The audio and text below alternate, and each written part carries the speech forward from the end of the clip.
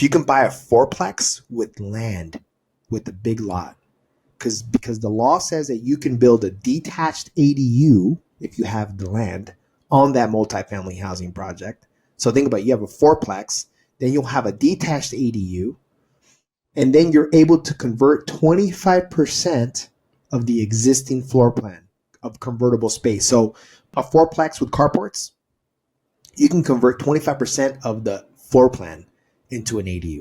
So you could end up with a sixplex. Welcome to The Breakthrough with Stephen Houston, the show that takes you behind the scenes with successful entrepreneurs, real estate investors, and other movers and shakers in the business world. In each episode, we'll sit down with our guests to explore their personal and professional journeys, including the challenges they faced, the breakthrough moments that propelled them to success, and the strategies and the tactics they use to get there. Get inspired by new ideas and strategies and get to know our guests on a deeper level. Join us for candid conversations, powerful insights, and plenty of breakthrough moments. Please help us grow by subscribing and sharing the podcast, and welcome to the show. Hey everyone, Stephen Houston here, and today we have the founder and the owner of Integrum's Construction, one of the top builders in Silicon Valley, none other than Sergio Rodriguez. Sergio acquired his home building skills working with his father, a professional builder. Eventually, he decided to follow the same path. As the company specializes in working on accessory dwelling units, ADUs, we're diving deep into the details, discussing garage conversions, both attached and detached. Sergio breaks down the costs and the timelines while navigating those tricky city rules. As a bonus, we're unraveling the Silicon Valley landscape, exploring market conditions, home ownership trends, and Sergio's strategy for maximizing land potential. Stick around for our project reveals. It's a thorough journey into Silicon Valley with Sergio Rodriguez. Let's get into it. Sergio, how's it going, buddy? Hey, how you doing? I'm doing good. Thanks for jumping on. I was following you on Instagram and really liked your page. And, the thing that I brought up to my assistant is I haven't seen a lot of contractors that are shooting content and putting it on Instagram. And I was happy that you reacted and, responded back to my DM, and, here we are. And I really appreciate you jumping on, and really curious to understand what you've been doing with social media, what's been going on in your business. And yeah, I appreciate you getting on here. No, it's an honor. No, thanks for having us. Yeah, marketing is really big for us. We try to post around 2 stories a day. We try to post at least twice, probably a couple reams a week. But at least every day we try to post something on Instagram. LinkedIn, probably once a week, we try to post something. So it's a big part of our company. I know a lot of the younger guys are starting to do it. A lot of the older GCs, they don't really see the value in doing it, but we do. We get a lot of leads. We got a lot of fans on Instagram. We have about, I think, close to 20,000 followers on Instagram now. So it's how fast did it grow? It's been almost 3 years. Almost 3 years. Yeah. It's not too fast, but 20,000 is we're happy with that.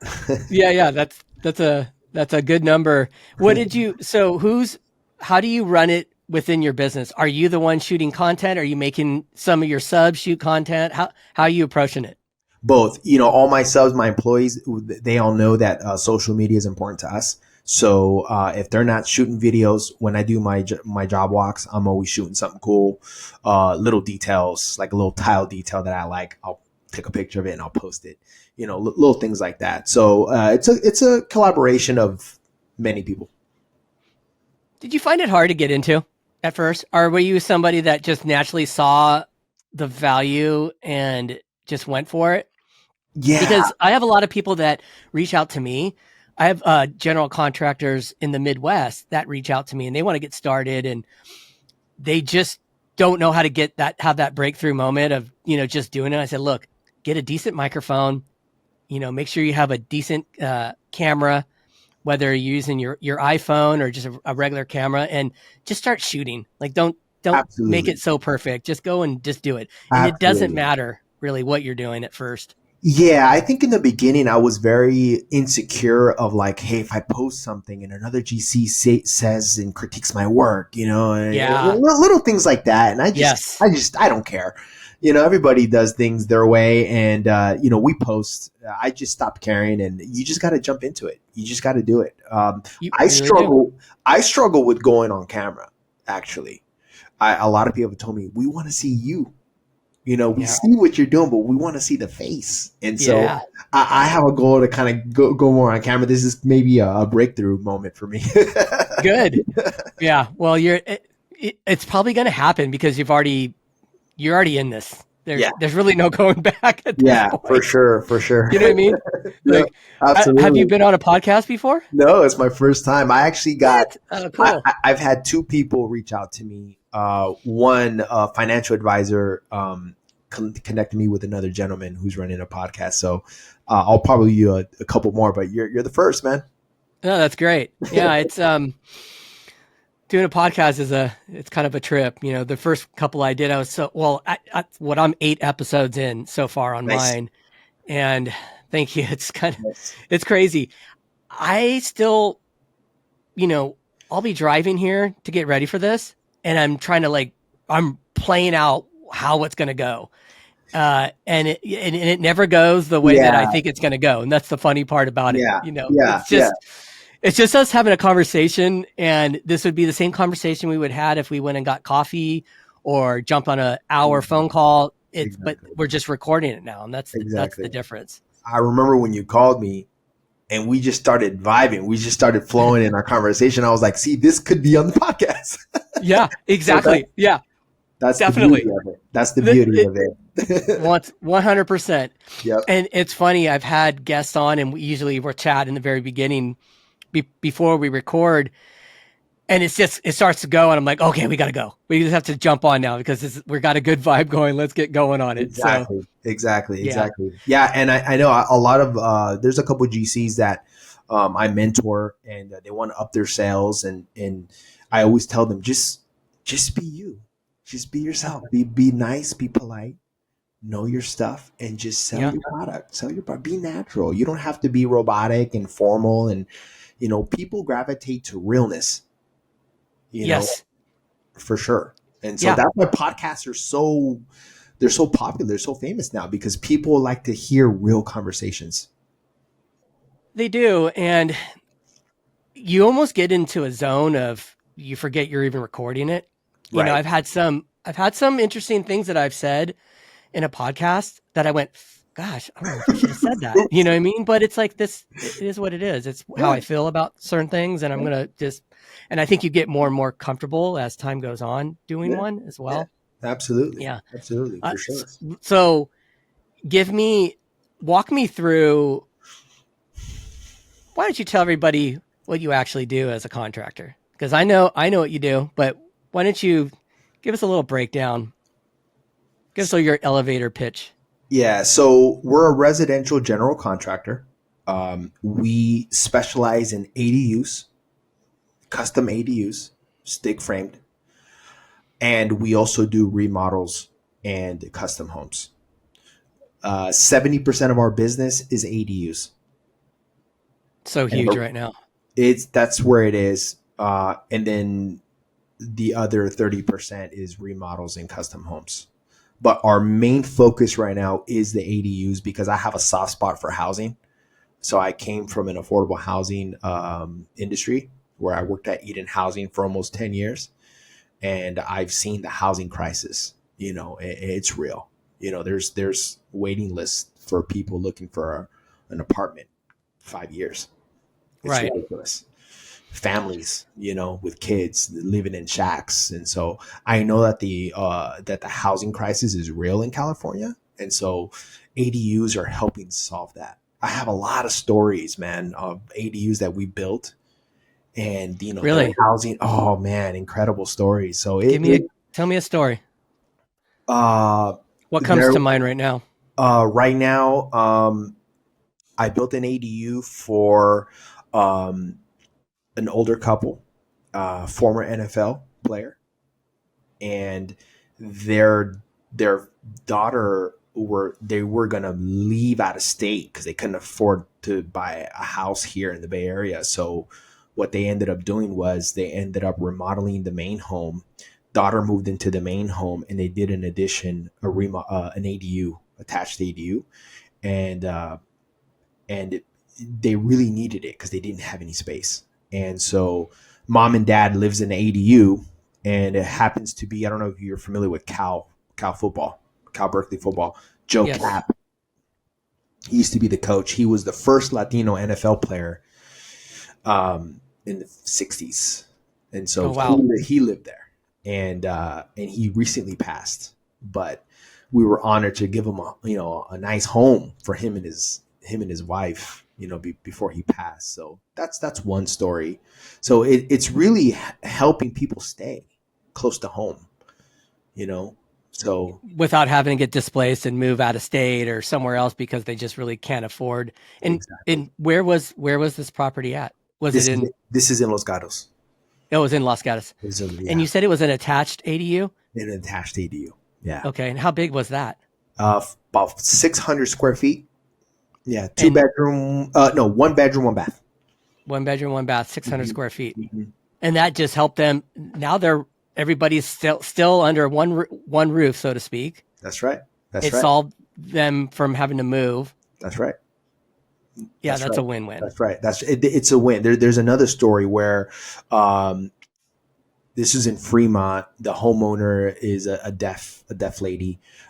She used to be a teacher for the school of the deaf in Fremont, and her son is also disabled, and he's deaf as well, and he needed his own place. I think he's about 30 years old, and she desperately needed him to live on his own, and so we built him an ADU. And now he's an artist. He paints, he draws, he takes photography, and he's so happy. She has his son next to him, in the backyard. So it's just great to see, that he's independent, but he's still close. So right, easy to deal. If there was anything that come up, they're close by. Yeah, and I just remember seeing their faces, like just when they move in, and it's so cool. It's a little different than a custom home. When you're building a custom home, the demands are higher, and it's just different, man. It's ADUs serve a different purpose. Where in the process do people reach out to you? Like, have they looked into financing first? Are they trying to just figure out, do they do a prefab or do they hire a contractor? Like, when people reach out to you, where are they typically at in the process? No, that's a good question. All over the place. A lot of clients reach out to me and they don't know where to start. They don't have a designer. They don't have nothing. We usually refer them to an architect. They don't have any plans. We'll refer them to one of our preferred designers. If they do have one, then we'll take it from there. Then we can give them a proposal. But we're not a design build firm. Okay. So a lot of clients want a design build firm, and I never recommend that at all. Because why is that? Well, because general contractors are not designers. Yeah, we're builders. That's true. We just build. And what a lot of these builders are doing is they're calling themselves design build firms, but they're really just outsourcing the design. Of course. They're not, and they're charging you a markup. Yeah, just for that. And I want to be true to my business. It's like, that's not what we do. I'm not a broker. Right. I only have my subs during the build. I only have my subs, but we're not going to broker out anything, So I'll refer them to a designer, and then the designer will circle back and say, hey, remember that client that you referred me? Well, he's ready. Here's the plan. You can give him a proposal. So it's kind of a full cycle, which is cool. Right. Well, and you're putting the process in the hands of the experts. Correct. Let everybody who's the expert deal with what they are the experts in. Correct. And guess what? If there's a design flaw, which happens, if you're a GC and you're claiming to be a design build firm, who's going to take the hit? You're taking that whole hit. The GC's taking the hit. Whether the liability, if you're the GC and you say, we're not a design firm, hire the architect. If there's a design flaw, it's less liability for the GC, right? Yeah, So absolutely. yeah, we stay away from that whole process. So I know that you're out in Sunnyvale. Is that where most of your business is getting done as far as ADUs? Or are you pretty much throughout Silicon Valley? Throughout Silicon Valley, so our coverage area is south of San Francisco. We don't go into the city, but we'll do South San Francisco all the way down to San Jose. We'll cover that whole peninsula. And then all the way to the East Bay, we'll do that loop into Milpitas, Fremont, and we'll stop around Hayward area. We're also now doing the Tri-Valley. So we're doing Pleasanton, Livermore, Dublin. What about the coast? Like Moss Beach. Santa Cruz area? No, it's out of our out of your range. Correct. Okay. So what do you, there's so many different models. You brought up something in our conversation about how you deter people from building at like 600 square feet compared to 1,000 square feet. Correct. What was that about? Explain that to me. So it just depends, right? It depends on your usage. There's clients who are not going to rent this out. They're not going to rent out the ADU. It's for them. It's for their parents. So they want to build a 1,200 square foot ADU. That's great. But if you're looking for an investment, we don't really see the value in going past 750, 800 square feet. Okay. The cost to build it versus the return on your investment isn't that great. So and you've learned this over experience over the years. Correct. Because I develop myself. So we just do the cost analysis and it just doesn't really hash out. So 750 square feet is kind of the sweet spot. If you can do 2 bedroom, 2 bath, great. 2 bedroom, 1 bath, 750. That's a good place to be to rent it out and maximize your rent. Your rental. How do you brought up 2 bedroom, 1 bath at 750, but then you said if you could squeeze out a 2.2 at 750, what would be the scenario where that is it the plans and like what the design looks like? Is that where it would? Correct. Okay. Yeah. Correct. Yeah, exactly.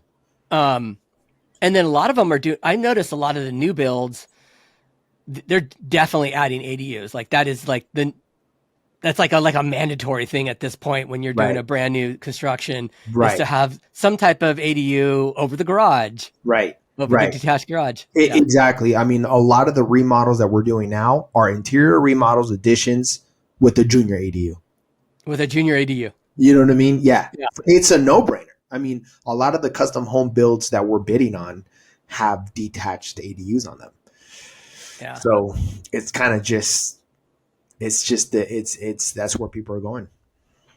How do you feel like the market's going as far as building costs and running your business right now? Is it tight for you is as much as it is for the homeowner or everybody that's in real estate? Everything's expensive right now. Has it been hurting you as well? Business has slowed down a tad for sure because of the interest rates. So a lot of the clients I had a couple cancellations where clients were like, you know what, I can't, interest rates are just way too high. We're going to postpone the project. That's not too much, but I've had 2 this year, which in 2020, 2019, 2021, no way. I mean, people were building these things. But for us, business hasn't slowed down really for us. The cost to build hasn't really changed. In 2020, the lumber prices were ridiculous. Insane. It was dumb. It was $80 a sheet of plywood. And that's come down. Now it's come down, but it's still not what it used to be. In 2017, a sheet of plywood was $16, $17. You're not getting that no more. So it's not as high as it used to be, but it's kind of tapered down. But the cost per square feet to build is about the same from last year. Interesting. So, and when did you go into business? What year was that? And what were you doing prior to becoming a general contractor? Did you work in trades and work your way up? Yeah, no, not necessarily. So my dad's been a general contractor for almost over 40 years. Your And dad has a. Oh wow. Okay. yes, And where is he based out of? he's based out of Richmond. So Okay. originally, that's where I'm from. That's where Okay. I'm Silicon Valley based, but I got the East Bay hustle for sure. Um, and so that's where my family's from, and he's also building ADUs, but he's much small, he's more boutique. And so I grew up in this industry, my whole life as a kid, summers with my dad, and then I got into commercial again, multifamily housing, that industry, Really affordable housing. Yeah, I worked at Eden cool. Housing. Eden Housing was a big. It was a privilege to work there because I learned a lot. I learned a lot about people. I learned a lot about the value of housing people. And I think that transferred over to what I'm doing now. But yeah, I was there for 10 years. And then I started my first venture, which focused on kind of flipping apartments and doing multifamily renovation projects. Like we call them rehabs for HUD housing. So that was my first venture, and I started that in 2014, and then I closed that in 18, and then I started working for a high end builder, Bay West Builders, out of Redwood City. They did nothing but homes from $5 to $15 million. Beautiful homes. And then I got that itch, man. In 19, I just got that itch to do my own thing again. And I started small. I got my own license, and I started doing side projects, small renovation projects, and then it just kind of snowballed from there. And you got your general license, and so what was your role within the business? Like, were you swinging a hammer, or did you just sub out everybody and you just managed I your had a jobs and bid on them? Yeah, so I had a small crew. I started with like a couple guys, and we were doing demo. We were putting in baseboards, cabinets. This was back in 2018. Just this, Okay. two, 3 guy crew. And then as the projects got bigger, then I started looking for a framing crew, a foundation crew, and then they ended up kind of just working for me full time as employees, and then that was it. But I wasn't swinging the hammer. I was more doing the management, clients, sales, making sure things were doing right, running inspections.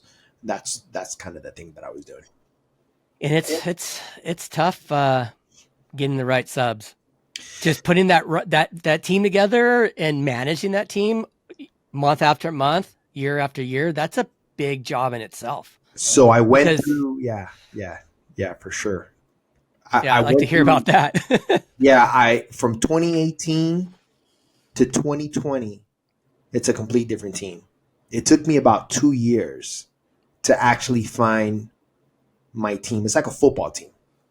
A hmm football team goes through its cycles of like stars and players, and then finally you get that team that just goes to the Super That Bowl. clicks. That like, yeah, Draymond, Steph, Yeah. Clay. Like, it takes years to build that chemistry, and that's where we're at right now. I feel like I finally found, 2 years ago, finalized my team, and they just follow me. They just go with me everywhere I go. A lot of my subs don't work for another GC. We just keep them busy, and I won't let Right, them. and that's a big part of it right there. Like if you're Right. keeping them busy and they're happy and everybody's working That's right. cohesively with each other and the business is thriving, then why That's go right. anywhere else? That's right. That's right. Especially And now.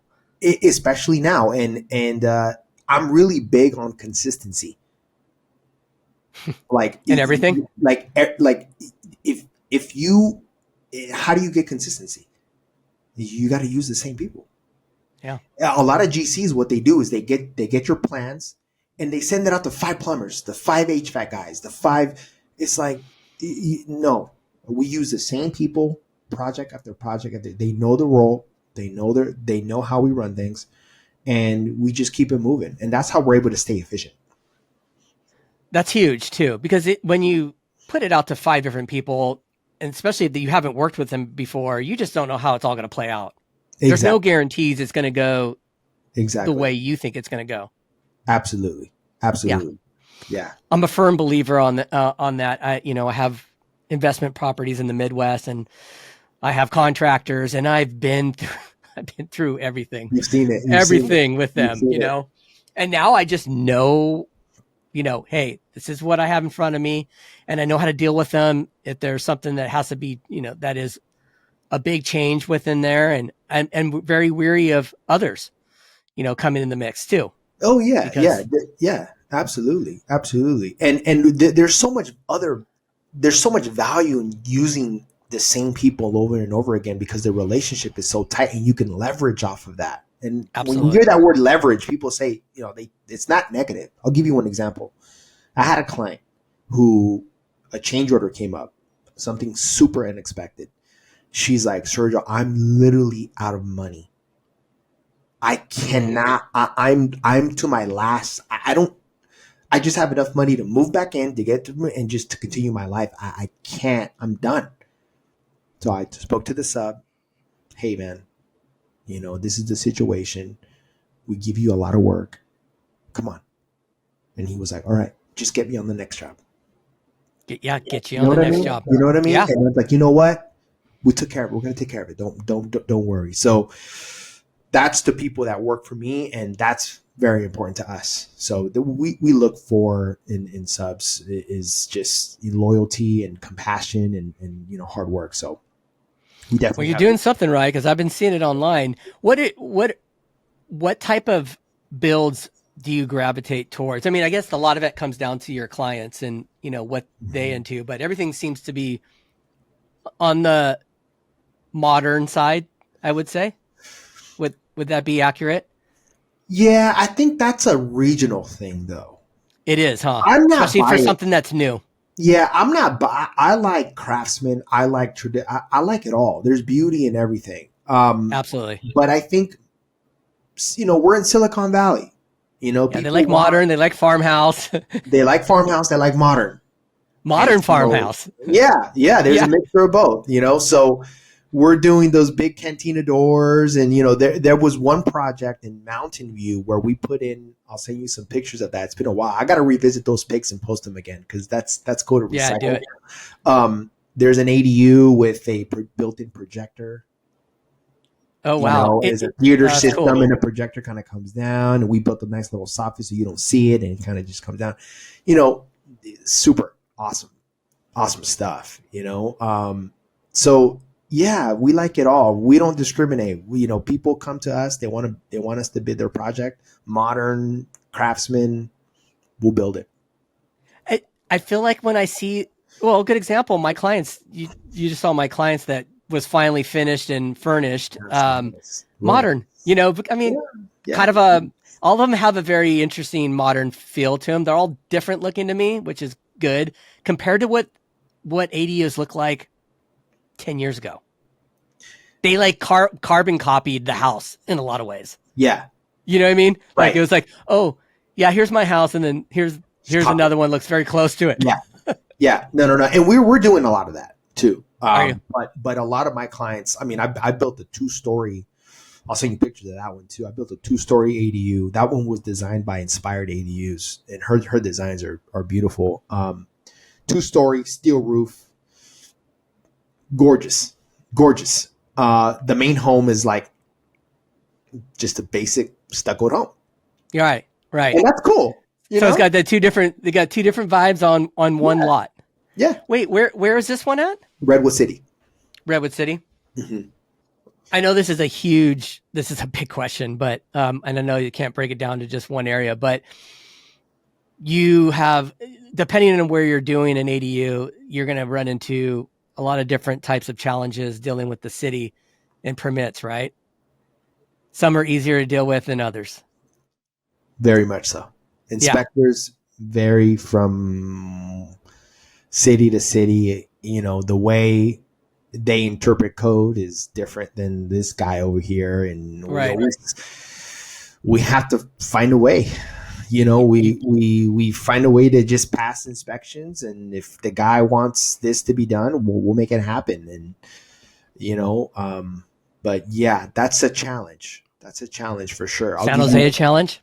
No, San Jose is pretty straightforward. The challenge with San Jose is that there's not enough inspectors, and they go through inspectors like they can't keep inspectors there. Interesting. That and you can't schedule an inspection because they're 3 weeks out. So you got to look every day for cancellations. It's ridiculous. So it just drags your project on. Drags the timeline. Clients are not happy, and so we have to call in, get a cancellation opening. But you got to push. You got to really be active. You got to stay on top of them. You got to stay on top. So we have staff that always looking for inspections. So then you probably, because of over time, you've learned, how each city works, that how to put more pressure on one particular city compared to the other. So Sunnyvale can be completely different than San Jose. Sunnyvale was about 3 weeks out too, because they didn't have any inspectors. They had one guy retire. They had like two guys retire. One guy left to Texas. And so they were looking for inspectors. And I think they're caught up now, but it's becoming a thing where the cities they don't have a lot of inspectors. Why is that? I have no idea. Did that change during COVID? And did you experience this? I think the new generation, older guys are leaving. Or they're becoming retiring. GCs. They're becoming GCs or they're just, I have no idea. But it is a struggle. But I think the hardest part is just adapting, right? I'll give you one example. We've never put a drain mat. Are you familiar with stucco? Yes. Okay, so you know how you put your black paper and you put your lath? Yep. Right? And then you call for inspections. Well, in Los Altos County, they require a drain mat. So you put your paper, a piece of drain mat, and then your lath. And then you schedule the inspection. The reason is because when moisture gets through, stucco, it's porous. So water will get through. It'll still hit the paper. But what this drain mat does is it allows the water to drain down. To drain. Right? So it's like it's an extra insurance policy. Yeah. So guess what? We're like, you know what? This is cool. I like this. So we're just doing it on every project now. And we just had an inspection in Los Gatos. And the inspector said, I'm so glad you did this because we started enforcing this in January of this year. So we would have failed if we didn't do it. And it's kind of it starts in one spot and then it starts to go through different locations. Is that what happens? That's right. They all know each other, man. And they start hearing about things and then it's okay. All know each other, yeah. Let's throw this in the mix. Yeah, just like GCs, we all kind of know each other. It's like inspectors, they all kind of know each other, So, yep. You've been hearing what they've been doing over here. They got this new thing going on. Oh, absolutely. Really? Absolutely. Yeah, for sure. So, and how much? So, what are a typical ADU costing a client at this point? I know that varies because it could be from size to finishes, but what are the averages? Detached or attached? That's good. Well, let's talk about both. I'm curious to understand both. So there's really 3 different kind of ADUs. There's a garage conversion, there's attached, and then there's detached, right? Attached, the difference between garage and attached is that the attached ADU is just, you still have your garage and it's just like an addition and you have a separate door entrance. So that's your ADU, right? And then of course, detached, that's a no-brainer. It's just minimum 5 feet from the building and there you go. So the garage conversions around 300 a foot. 300 a foot. With the garage conversions, I mean, let's just say Willow Glen. Garages are super old. Everything has to get required to look at, is the garage slab to the health of the garage itself before even building it? Or do you just scrape it down and start from scratch? How's it usually approached? Yeah, usually what they make you do is the structure stays in place. Okay. If it doesn't have any ceiling joists, the engineer will make you put ceiling joists. And then they'll make you put a curb, like a footing curb, so that the water doesn't go through. And then they'll make you put like a moisture barrier on the existing slab. You'll have to cut through the slab because you gotta install your plumbing, your underfloor plumbing. But Okay. usually they'll just make you put a curb, they'll make you patch the slab, level the slab, and you put a liquid membrane, on the slab or a vapor barrier. And then that's pretty much it. It's a conversion, right? So you're salvaging what you have. Sometimes they'll make you put shear walls, but honestly, on a few, there wasn't any shear walls. It was just a straight up conversion. And What's the time difference between doing a attached ADU, a detached, and then the garage conversion? Like, what are they similar in timelines to get them finished, or is one faster than the other? So the garage conversions, we finished one last month. That was 6 weeks. Six Okay. weeks. We knocked that out of the park. We did another conversion that took us about 7 weeks. That was in Menlo Park. Garage conversion. That was just the build. How long did it take? Going through planning, and how long was the whole process? Oh yeah. So that the whole permitting process is the design permitting usually is about 6 months. Okay. Usually. I've seen 3 months. Oh, really? Oh yeah. I've seen 3 months. The planners in a good mood, and the plan checkers are happy, and they're just we get through. We'll get this going. Yeah, exactly. Yeah. So but I would say 6 months design and permitting, and then the build is quick. For a detached, we average around 3 months. That's our average. Average. We've done 8 weeks. I've done 5 weeks on a How long 500 does those square take foot. for planning? Same Same. type of. Okay. Same. So you're like 10 to 12 months Oh, start to finish. right. Yeah. Yeah. I think a year, 9 months to a year for the whole thing is reasonable. And how long is it taking you to do a new build, start to finish? I know that's a broad question as well, depending on where it's located. Yeah, Um, yeah, for sure. So if it's on a flat lot, average 800 square foot ADU, 700 square foot ADU, again, we're averaging around 3 months. But 4 months ago, we completed a 500 square foot ADU in 5 weeks. And what made that go faster? What was?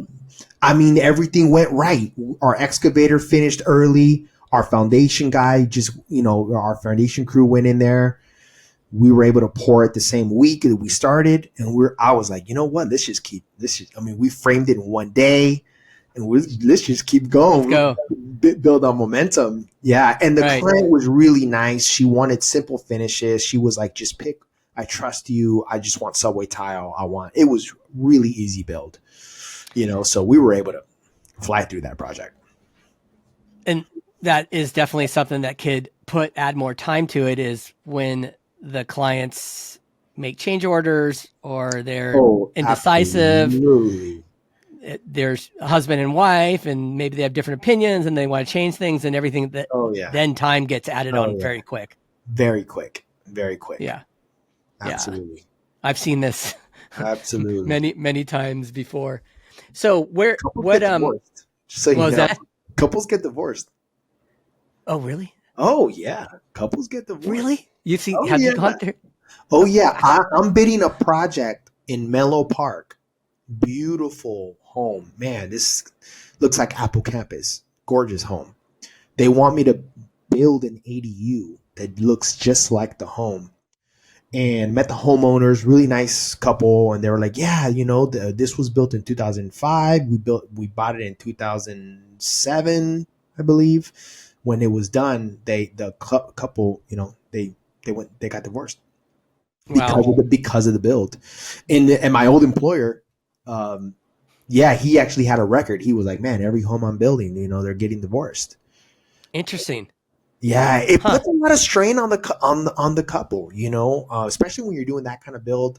I haven't seen that on ADUs, but you do see it on bigger projects. It is a real thing. Interesting. Wow, it's like you finished it. You're like, all right, we're done with this. Let's go. Let's get divorced. Get out of here. Call an agent. Call the attorney. Call the divorce attorney. Call an agent. We're done. Moving on. So where do you live? Sunnyvale. You live in Sunnyvale. I live in Sunnyvale. Tell me about your family. So my wife is born and raised in Sunnyvale. Her parents came here from the Philippines in the 70s, and they settled down here. They're both electrical engineers. They were part of the early tech boom. And so Really cool. when I lived in Dublin for 9 years, and then when my wife was pregnant, we migrated back down to her hometown. It was either Richmond or Sunnyvale. Okay. We went with Sunnyvale. Yeah, I know it. I'm not to be Don't need to see anymore. Richmond, it's on the up and up. It is. It is. That's why we're investing there. Yeah, we recently bought a property there. Going to do a conversion. At the end of the day, we're going to make it a triplex. You are. Mm-hmm. So, do you invest outside of what you do as far as a general contractor? Correct. Yeah. You got What do you? So, tell me some of the things you like to do. I like to buy the crappiest home. Just with some land that I can, do a decent remodel on. I'm big on doors. I want to add doors to the property, especially with right. What can we do on this lot to maximize it? Yeah. So, for example, if I have 1,000 square foot home, I'm not gonna do a 2-story remodel on that thing. It's not. I don't see the value in that. So what I do is I'll remodel the home, and then I'll do a detached ADU. And then after a year, you can convert the garage. Look at that. There so you go. You end up with 3 doors on one property. I mean, it's a no-brainer. It's a no-brainer. That's a no-brainer. Yes. It's just perfect. And you know what's crazy? I had my architect that I've known for a few years now. Met him at an investor meetup. And he was walking through a scenario on a lot in San Jose that was 3,500 square feet. And he was doing a detached ground up ADU and building a 2-story duplex on a 3,500 square foot lot. Yeah, it's crazy. I was like, what? That's insane. What? Yeah. Like that blew my mind. It just opened. I was just like, oh my gosh. Yeah. There's so much. You know what it did is made me just want to look at different projects instead of going, that's a 3,500 square foot lot. No, that's a 35. Yeah. How do we build that lot out? How can we maximize that lot? It's and crazy. Add housing. And you know what? There's been so much criticism without getting into politics. There's been so much criticism with California politics in the last 5 years, rightly so. California has some issues, but this whole ADU movement is the laws that they have passed. It's opened up the doors to so many opportunities, not only for investors, but for people who are really looking for housing. 100%. Well, did you hear what? Yeah. Oh, it's crazy. Oh man. I heard. Wait, so it's you can sell Assembly Bill 1038. Yeah, Gavin just signed. You can sell the ADU. Yes, as a condo. So I've been thinking about that when I read the article. I think it's going to do a lot of interesting things. Let me paint one picture. So a lot of boomers want to move. Mm-hmm. What do? They sell their house, in Sunnyvale, $1.5 million in cash, and they, move to Arizona, Nevada. A lot of them don't typically, they kind of want their cake and eat it too. They want to have a place here too. They want to play somewhere else. They want to snowbird it. Mm-hmm. Now they could basically move into the ADU and they could sell their primary. That's wild. And get that whole chunk of cash, or vice versa. There gives them some options to do a lot of different things. And especially if they have a house that's in a phenomenal location, they just don't want to give that up, but they need that equity. Yeah. It's going to open up some some big doors there. Absolutely. My sister, my in-laws own a house in Sunnyvale, big corner lot, beautiful lot. He can build two ADUs in his backyard. My his daughter, my sister-in-law, and her husband, they've been missionaries for 25 years. And so that's the plan, right? Think about that. Now they can actually, when they come back, settle down, they can come back, get their careers going.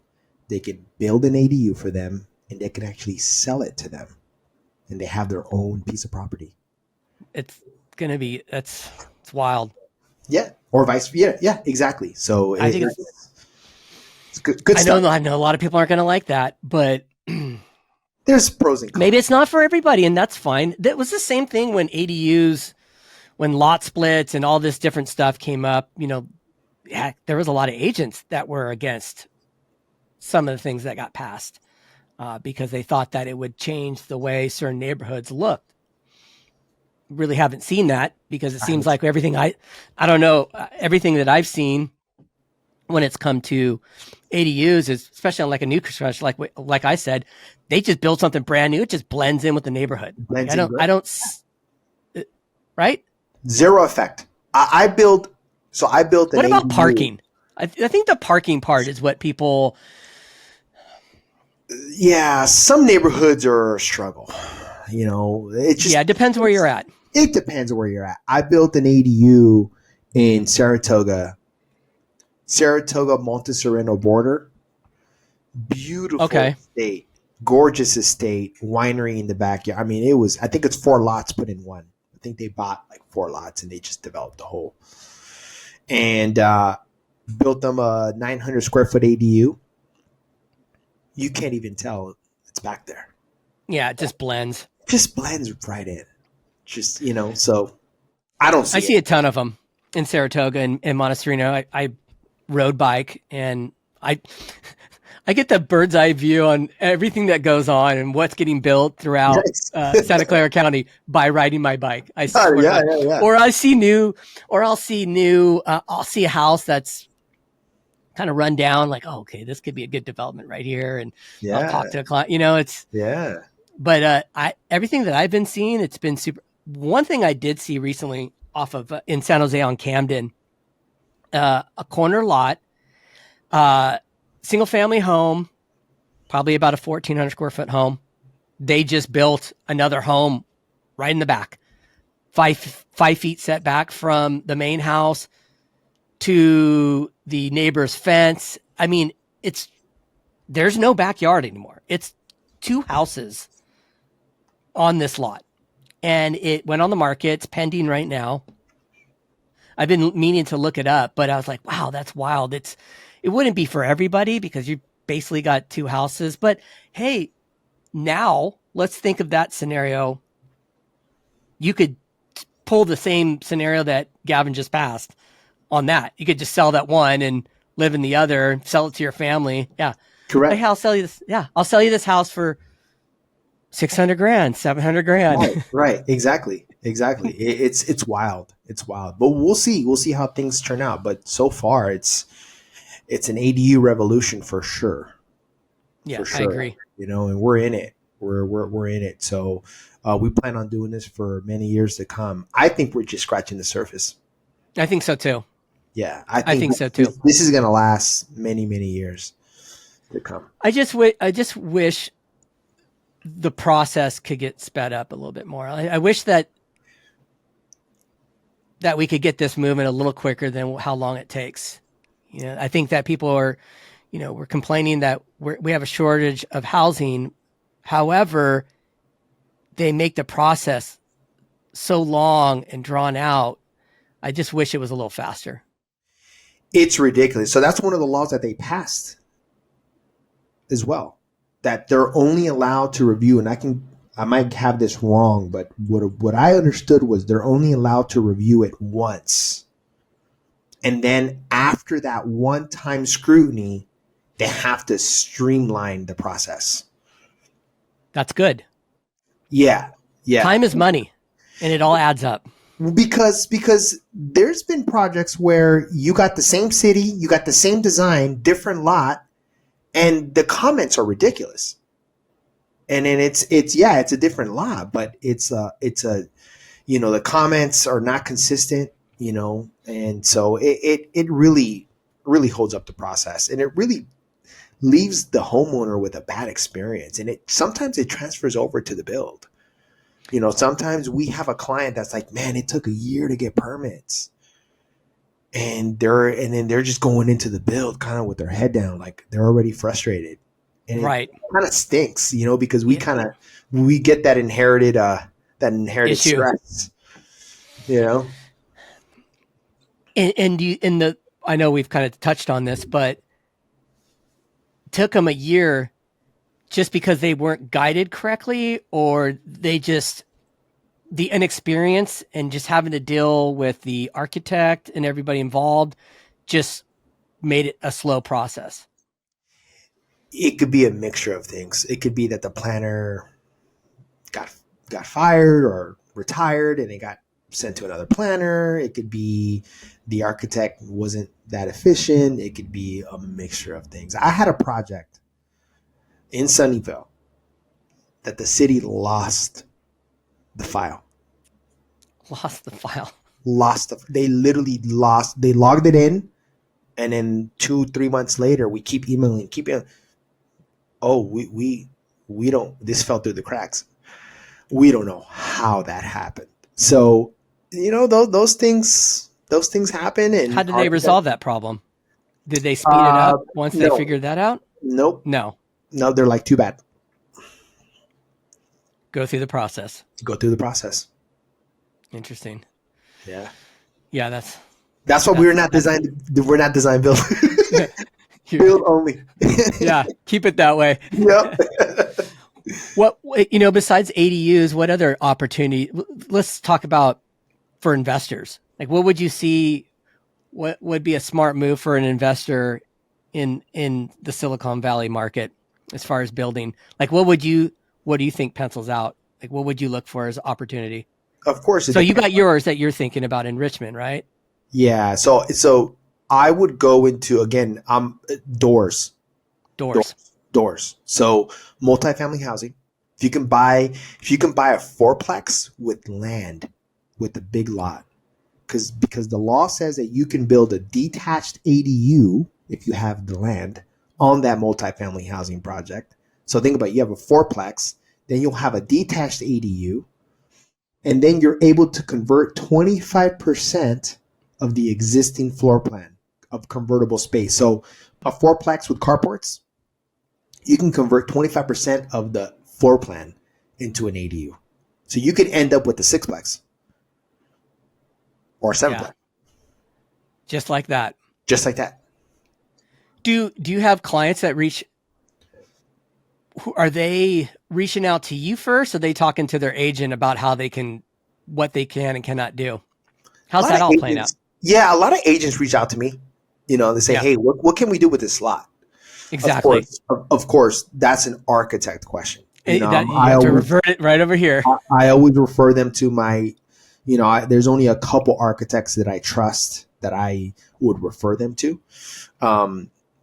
But we know on a high level what are the possibilities. I know going in general. In general, I know. Yeah.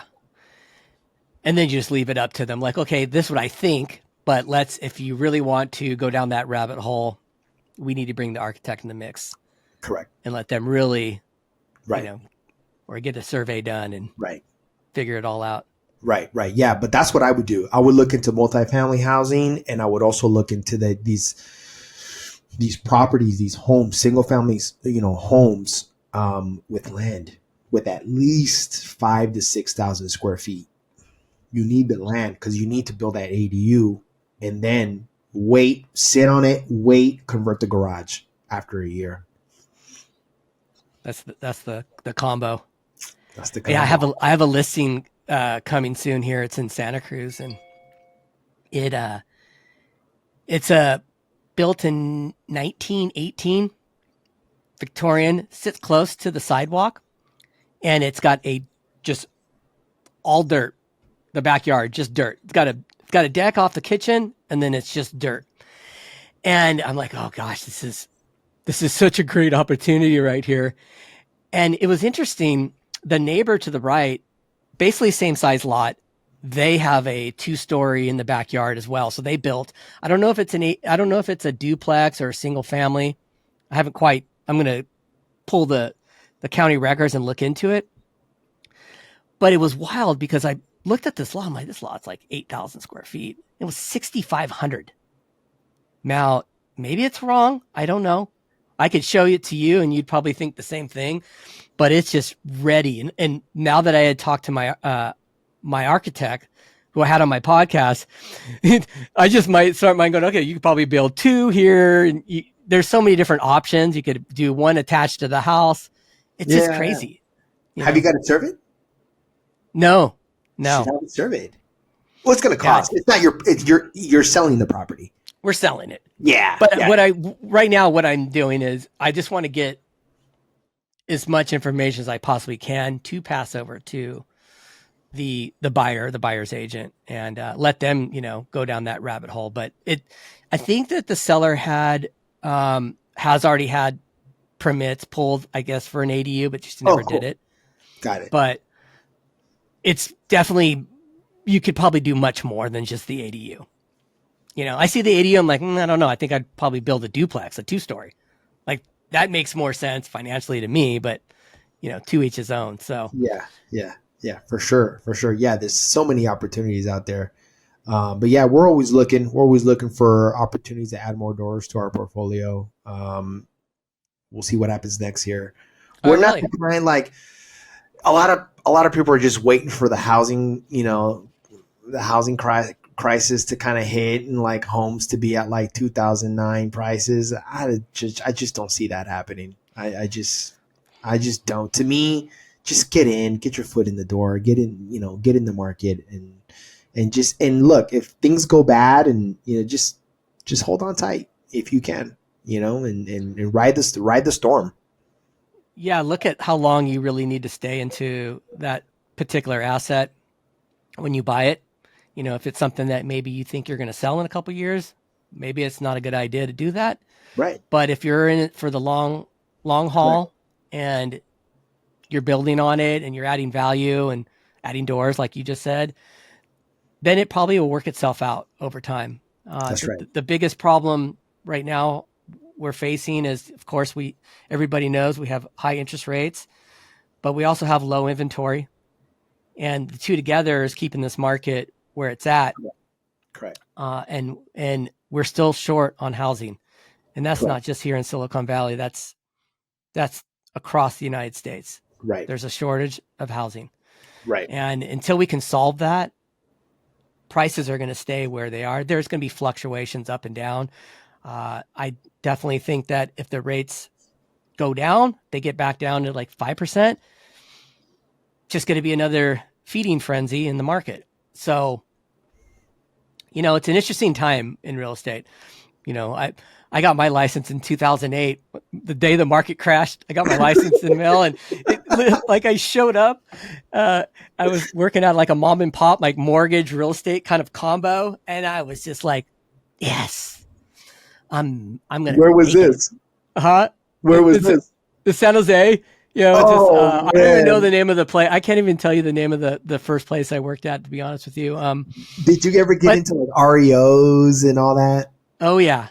Yeah. That was the thing. I just remember hearing short about sales. REOs and short sales, and people were losing their homes left and right at that time. I remember. What was really interesting about that time period is, like I said, I got my license and came into the broker's office, and they had like the sales reps that come around and give you all the different programs that were going on to, for financing. Like they come in with these sheets, like, stated income, no doc, all this stuff. Well, these people were in there and it was like panic mode. I was like, I came in the office and it was like, hey, if you have a loan, you better close it right now because the market's about to crash. And that day, Bear Stearns went under. And I just got my license. I, didn't have any clue what I was doing. And next, it's short sales and foreclosures. That's what we did. If I look back from that market, when people go, oh, I'm waiting for it to go back to 2008, I'd be happy. Great. Believe me, I wouldn't be making the same mistakes I did then and not be buying, because back then I thought it was never going to end. It was just always going down. In hindsight, Man, that was the biggest opportunity ever. Yeah. Ever. My dad bought a sixplex in Richmond for $100,000. That's his retirement. Yeah. That's insane. And he's never, ever going to sell that thing, Yeah. That was I don't know. I would say that was kind of our once in a lifetime event that we went through. I don't know. Maybe we do have one, but it's a great time to build during that period of time. A lot of investors, even, homeowners that bought during that crazy period, there was so much doubt and uncertainty then, but they rode the wave. It was the perfect wave to ride. And now we're in a different one. Now it's kind of just like a standstill. Where do you see the market in the next 5 years? Well, I think that once rates get back down to 5% in that range, it's going to kick back up, and we'll still have low inventory. How do we solve having more inventory if there's so much, think about it, like in San Francisco, it's so hard to build. It's so hard to build. So you need housing. You talk about housing, but you just make it hard to build it. So that's it. And then you have to think of also, you have a lot of these hedge funds that are buying, single family homes and making them into rentals and taking that inventory off. So we're just short. And it all breaks down to supply and demand.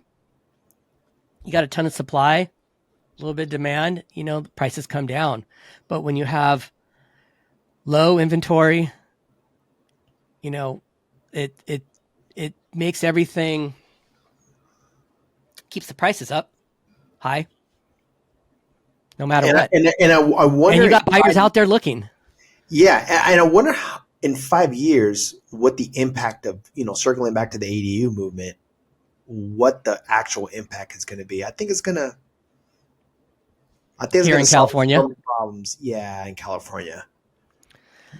But I think we'll still be in a shortage, because how many homeowners are actually going to do this, right? Do what? Do an ADU or do that? The new thing? Yeah. Build an ADU, build a condo pretty much in your backyard at this point. Yes, I think some will and some are definitely not going to. But I think the housing market is going to stay as strong as it's been in the last 10 years. I think that 2008 was something that was very unique. And I think that people didn't really realize at that time period would have been the best time to buy. A lot of people held on. I always hear from buyers, there's a lot of, and now sellers too, is I'm going to wait for this. I'm going to wait for this shift. I'm going to wait for this signal. And I feel like the ones who don't try to wait for those timing and that type of, invitation to jump in the market always do better. Yeah. And that was a big thing for me. Last year, that was me, Was it? We were building all these ADUs and just killing it. And then just my gut was telling me, man, I got to do this for me. I have to get my own deal, got to get my own piece of property. And then I was just like, no, I got to wait. No, because next year the homes are going to, no, maybe the next year. And then I just kept pushing it out. And then I just say, you know what? I just got to do this. And that was it. Yeah. You just got to jump in. Jump in. And some people are going to think that that's not the correct way to do it. And everybody has a different opinion, but so let me just tell you a quick little story. I met two engineers, both had PhDs, worked at Google. And they contacted me and they said they had been looking for a couple years and still hadn't found their dream home and, all this different things. Met them at the house. And the first thing that the wife said when she came in the door was that they had PhDs. I'm like, oh, got a PhD in real estate or PhDs, engineering background? Okay. They reached back out. They stopped their search. It wasn't working in their buy box. Reached out a couple years later from getting my newsletter and was asking me about the market. They've been waiting 5 years for this perfect time to jump in. They had plenty of money. Out. They lost. They had plenty of money, great jobs, but they were just trying to time everything, and they just feel like everything has to line up, and that's just really not how real estate works. But that's an engineer brain, though. That's how they. That's how they think. Yes. And a lot of my clients. Sorry, my engineer clients could be listening to this. Love you, but this is the truth. A lot of my clients who are engineers. Sometimes it's a struggle because that's how they think. That's their thought process. They're wired that way, and everything has to line up perfectly. And sometimes it's they overanalyze. Oh yeah. And in construction, that's not good. You got to just jump in there sometimes and just get it done and see how this works. And in real estate too, sometimes you just have to, you just got to jump in. So. Well, because they're so used to taking, whether they're trying to solve a problem and they're working through that problem, they're condensing that problem down to make it perfect. Because in technology, that's kind of what you're trying. That is the end goal for the most part. You're trying to. Yeah. And then as it gets launched, you're making adjustments to. You're getting, you're doing updates to it. But it's hard to kind of bring that into real estate. I haven't gone through it a lot, but this one particular client, I was just shocked that 5 years had passed and still how much equity they would have in a particular home. But that's how it goes. That's how it goes. We're all here to learn and evolve, in our journeys. Definitely exactly. Well, we've evolved as a company, and we'll see what happens next year. Next year, it's looking pretty good. What we're doing next year is we're doing a lot more commercial ADUs. So going back to the multifamily housing idea, was a lot of my clients are now wanting to add or convert in their multifamily housing portfolio. So that janitor's room, that's not going to be an ADU. All those carports that they had, you see these like the janitor room. That was great. Yeah. Your mops are brilliant. You're not going there anymore. They're going in this smaller little area, and then that's getting built out. That's great. Right. There's a client. There's a client. They own a ton of buildings, and they're putting ADUs on their entire portfolio. Yeah, that's great. Smart. It's smart. Well, I really appreciate you jumping on today. Yeah, I knew that. I kind of think that, what I'd love to do? I'd love to go shoot some content with you at some of your developments. Oh yeah, for sure. Maybe we could start with that to get you on camera, because you said you're. This would be a good starting point. We could do it together. Yeah. I'm breaking ground on one of my developments. Hopefully in December. I know it's a terrible time to start, but we just got to. I need to break ground. So yeah, we'll definitely do it, and then I'd love to show you around and just in general, our projects. Yeah, that'd be great. Work and stuff like that. We're in your backyard, so. Yeah, you're not far. I'm right. Yeah, you literally are. I'm in San Jose, so we're close. Yeah. I will definitely in the show notes put your contact in there so people can reach out to you, and if they have any questions, or people that want to build an ADU or whatever kind of construction questions, I'll make sure that we have that in there. And yeah, I'd love to have you back on for sure. Or we're going to do stuff in person. Yeah. I'd love to do it again. And man, we'll keep in touch, and we'll do another one in the field. Right. Sounds great. Well, thanks a lot. Have a great day. All right, man. You too. Take care.